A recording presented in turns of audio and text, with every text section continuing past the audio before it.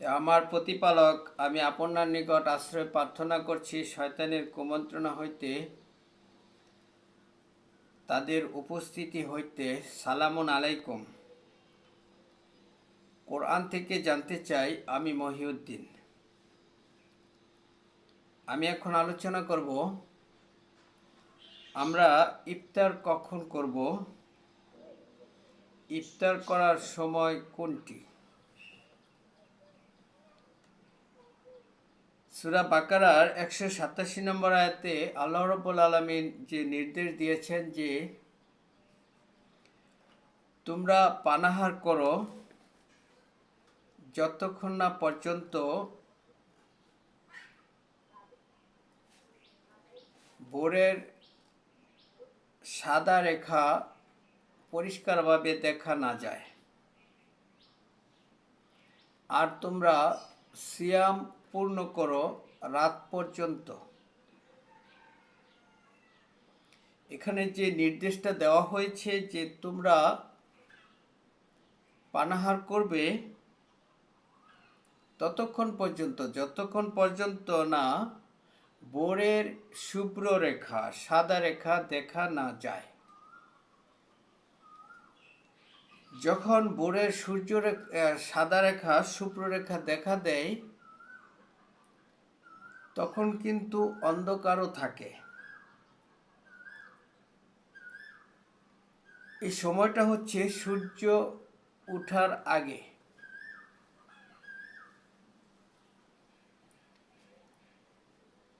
সাদা রেখা অর্থাৎ আলো আর অন্ধকার, সাদা রেখা আর কালো রেখা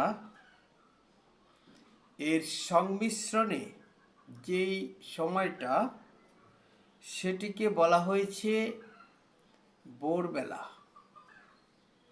এই ভোরবেলা যখন সংগঠিত হবে তখন তোমরা পানাহার খাওয়া দাওয়া বন্ধ করে দিবে। যখন সূর্য ডুবে যায় এরপরে একটা কালো রেখা দেখা দেয়। সেই কালো রেখা আর সাদা রেখা অর্থাৎ দিনের আলো আর রাতের অন্ধকার সংমিশ্রণে হয় সন্ধ্যাবেলা। দেখুন ভোরবেলা আর সন্ধ্যাবেলার কতটা মিল। আল্লাহ রাব্বুল আলামিন সূরা নাহলের 6 নম্বর আয়াতে আল্লাহ রাব্বুল আলামিন বলছেন, যখন তোমরা পশুগুলিকে ভোরবেলা মাঠে নিয়ে যাও আর সন্ধ্যাবেলা তাদেরকে ফেরত নিয়ে আসো, তখন তোমাদের মধ্যে একটা সৌন্দর্য বহন করে। ভোরবেলা আর সন্ধ্যাবেলার যে সময়টা, এটা একই সময় একই রকম, অর্থাৎ আলো আর অন্ধকার মিলে সংমিশ্রণে একটা সময় সংগঠিত হয়, যা আল্লাহ রাব্বুল আলামিন সৌন্দর্য বলেছেন, শোভা বলেছেন, যে তোমাদের মধ্যে এই সময়টা একটা সৌন্দর্য বহন করে। যখন তোমরা মাঠে থেকে পশুগুলিকে নিয়ে আসো আর যখন মাঠে নিয়ে যাও ভোরবেলা আর সন্ধ্যাবেলা ফিরায় নিয়ে আসো। তো আল্লাহ রাব্বুল আলামিন বলেছেন যে তোমরা রাত পর্যন্ত পানাহার থেকে বিরত থাকো আর ভোরবেলা হয়ে গেলে পানাহার বন্ধ করে দাও। ভোর যতক্ষণ পর্যন্ত না হচ্ছে ততক্ষণ পর্যন্ত তোমরা পানাহার করো। তো ভোরবেলা এবং সন্ধ্যাবেলার পরিচয় আমরা পেয়ে গেলাম। এই ভোরবেলা এবং সন্ধ্যাবেলা হচ্ছে দিনেরই অংশ। ভোরবেলা সংগঠিত হয় সূর্য ওঠার আগে, আর সন্ধ্যাবেলা সংগঠিত হয় সূর্য ডুবার পরে। এখন যারা সূর্য ডুবার পরে রাত মনে করে খাওয়া দাওয়া শুরু করে, পানাহার শুরু করে, তারা কিন্তু দিনেরই একটা অংশে পানাহার শুরু করে দিল। আল্লাহ রাব্বুল আলামিন যে বলেছেন সূরা বাকারার 187 নম্বর আয়াতে যে তোমরা রোজা সম্পূর্ণ করো রাত পর্যন্ত। তো রাতটা তো আর সন্ধ্যা হলে হয় না।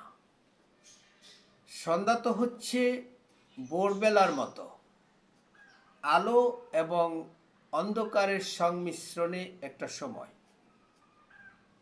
ভোরবেলাও হচ্ছে আলো এবং অন্ধকারের সংমিশ্রণের একটা সময়। এই দুইটা সময় একই সময়, অর্থাৎ এই দোনোটার সময় যখন ভোরবেলায় যখন নাকি পানাহার করতে নিষেধ করা হয়েছে, তাহলে এমনিতেই চলে আসে যে সন্ধ্যাবেলায়ও পানাহার করা চলবে না। ভোরবেলাও দিনের অংশ, সন্ধ্যাবেলাও দিনের অংশ। ভোরবেলা, সকালবেলা, দুপুরবেলা, বিকালবেলা, সন্ধ্যাবেলা, এই 5টা সময় নিয়ে একটা পরিপূর্ণ দিন। এখন আসুন আমরা জানি যে রাত কাকে বলে, রাতের পরিচয় রসূল কিভাবে দিয়েছে। সূরা শামসের 4 নম্বর আয়াতে আল্লাহ রাব্বুল আলামিন বলছেন যে যখন সূর্যকে আচ্ছন্ন করে ফেলা হয়, অর্থাৎ পরিপূর্ণভাবে সূর্যকে ঢেকে ফেলা হয়, যখন আচ্ছন্ন করে ফেলা হয়, অর্থাৎ আলোকে যখন আচ্ছন্ন করা হয়, সূরা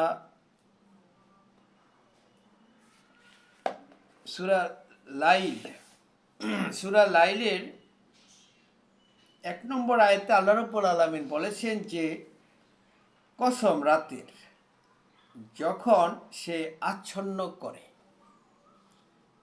আচ্ছন্ন করে মানে অন্ধকার করে। অন্ধকার মানে হচ্ছে রাত। দেখুন সূরা দোহার 2 নম্বর আয়াতে বলা হয়েছে যখন সে নিস্তব্ধ, নিঝুম অবস্থায়, নিঝুম এবং নিস্তব্ধ হয়। তো রাতের সংজ্ঞাগুলি হচ্ছে এরকম: নিস্তব্ধ, নিঝুম, আর আচ্ছন্ন অর্থাৎ অন্ধকার, পুরোপুরিভাবে আলোকে ঢেকে দেয়।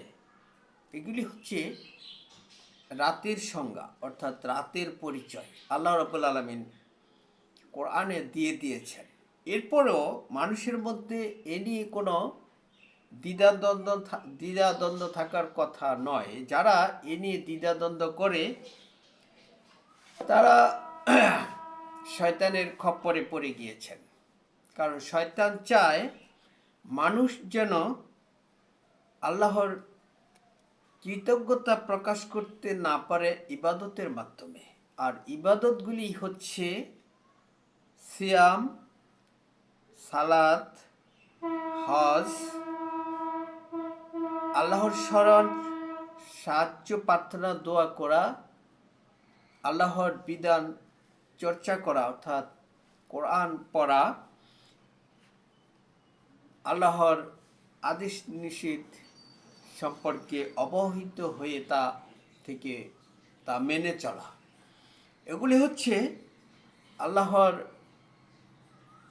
কৃতজ্ঞতা প্রকাশের মাধ্যম, ইবাদত।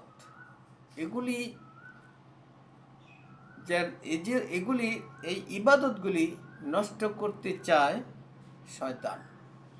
তো আমরা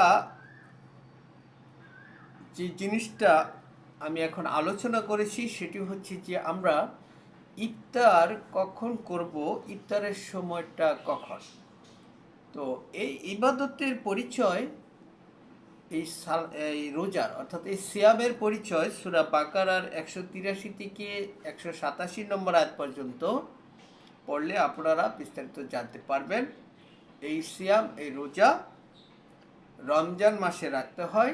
এই মাসটা সিয়াম সাধনার মাস। এ মাসে একটা রজনীয় আছে, যে রজনীটা বরকতময়, হাজার মাসের চাইতেও উত্তম। যে রজনীতে আল্লাহর এই বিধান তার রসুলের কাছে নাজিল করেছেন। তো মূল কথা হচ্ছে যে আমরা যেন আল্লাহর বিধান, রাসূলের বাণী, সম্মানিত রাসূলের বাণী, এই কোরআন, সূরা হাক্কার 40 নম্বর আয়াত, এই কোরআন মেনে ইবাদত করতে পারি। সেজন্যই আল্লাহ রাব্বুল আলামিন বলেছেন যে আমার বিধান দিয়ে যারা বিধান দেয় না তারা কাফের। রসুলকে অনুসরণ করতে হবে এই বিধান দিয়ে, যে বিধান রসুল প্রচার করেছে, অর্থাৎ এই কোরআন দিয়ে।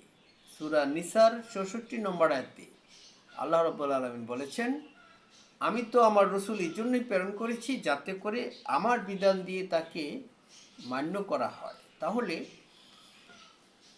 রাসূল যেভাবে মানুষদেরকে ইবাদতের পদ্ধতি শিখিয়েছে, সেই শিক্ষণীয় বিষয়টাই হচ্ছে এই কোরআন। এই কোরআন বলেছে তোমরা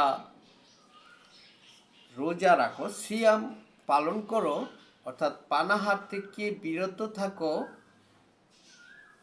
ভোরের শুভ্র রেখা দেখার পর থেকে রাতের অন্ধকার পর্যন্ত। তাহলে রাতের অন্ধকার আসে সন্ধ্যার পরে, আর সন্ধ্যা হয় সূর্য ডুবার পরে।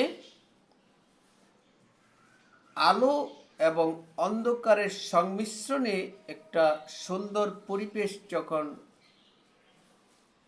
সংগঠিত হয়, এটি হচ্ছে সন্ধ্যা, যেটা আল্লাহ রাব্বুল আলামিন বলেছেন এটা খুব একটা সুন্দর পরিবেশ, সন্ধ্যাবেলা আর ভোরবেলা। সূরা নাহলের 6 নম্বর আয়াতে আল্লাহ রাব্বুল আলামিন এই কথাটা বলেছেন। আমি আমার আলোচনা আর দীর্ঘায়িত না করে এখানে শেষ করছি। আপনাদের উপর শান্তি বর্ষিত হোক।